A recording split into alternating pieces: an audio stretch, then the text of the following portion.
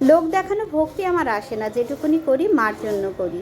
মা যা বলে আমি তাই শুনি, কারণ আমি যদি মার কথা শুনি মা খুশি হবে, আর মা খুশি হলে আমার জীবন শান্তিতে কাটবে।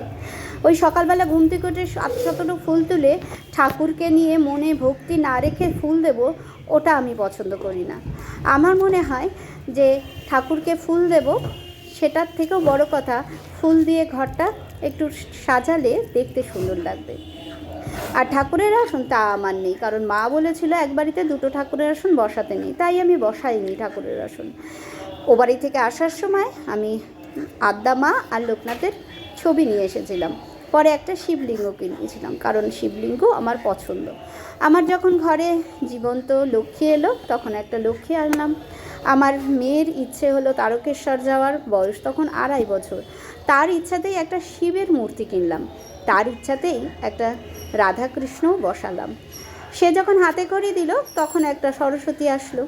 তারপর তার ইচ্ছে হলো রথ টানবে, তাই জগন্নাথও আসলো। কিন্তু মনে আমার ভক্তি নেই। সে বলল, মা আর ফুল দেব না, এবার একটু প্রসাদ দেব। দিলাম প্রসাদ, কিন্তু ভক্তি আমার মনে নেই। আমি মনে করি ওই ঠাকুরের পেছনে অনেক সময় নষ্ট করব, এদিকে আমার মনের মধ্যে কার বাড়িতে কি হচ্ছে তাই নিয়ে দ্বন্দ্ব চলবে, আর সকালবেলা ঘুম থেকে উঠে পিএনপিসি করতে বসবো, ওটাতে ভক্তি আসে না।